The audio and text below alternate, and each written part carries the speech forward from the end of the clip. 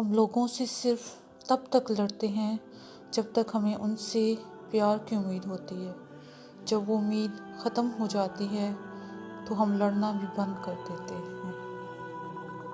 آپ کا بڑا سرمایہ وہ لوگ ہیں جو آپ کی غیر موجودگی میں اپنے رب سے دعاؤں میں آپ کے لیے خیر مانگتے ہیں۔ زندگی ایسے جیو کہ اپنے رب کو پسند آ جاؤ۔ دنیا والوں کی پسند تو روز بدلتی ہے۔ جب اپنوں کے درمیان بیٹھے ہوئے آنکھیں پانی سے بھر جائیں، منہ چھپا کر آنسو صاف کرنے پڑیں اور چہرے پر زبردستی کی مسکراہٹ سجانی پڑے تو تب زندگی سے زیادہ بے رحم کچھ نہیں لگتا۔ میں نے بدتمیز لوگوں سے تمیز سیکھی ہے، باتونی لوگوں سے خاموشی سیکھی ہے اور بے ادب لوگوں سے ادب سیکھا ہے۔ اپنے دل میں مٹھاس ڈھونڈو، پھر آپ کو ہر دل میں مٹھاس ملے گی۔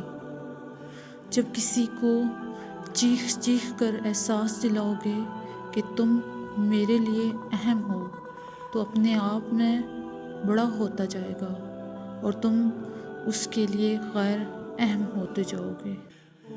مشورہ عقل اور سمجھ عطا کرتا ہے، عقلیں عقلوں کی طرح مدد کرتی ہیں۔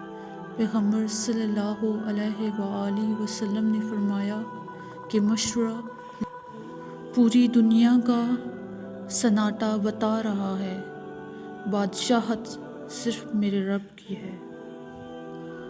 اللہ کا نام سمیع ہے، وہ سب کچھ سنتا ہے، تو اس کا تقاضا ہے کہ انسان اپنی زبان سے کوئی بری بات نہ نکالے اور یہ سمجھے کہ جو کچھ وہ کہتا ہے اللہ تعالیٰ اس کو سنتا ہے۔ کھجور کی گٹھلی پر باریک سا جھلی نما ایک چھلکا ہوتا ہے جسے قطمیر کہتے ہیں۔ اللہ فرماتا ہے انسان اس کا بھی مالک نہیں، پھر اکڑ کیسی؟ اگر کسی کو تکلیف دے کر بھی اچھے سے سو جاتے ہو تو اپنے ضمیر کا جنازہ پڑھ لو، کیونکہ وہ وفات پا چکا ہے۔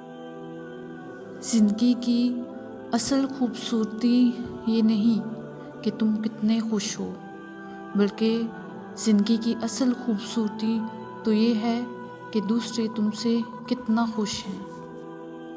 اتنے خشک نہ بنو کہ توڑ دیے جاؤ اور اتنے نرم نہ بنو کہ نچوڑ دیے جاؤ۔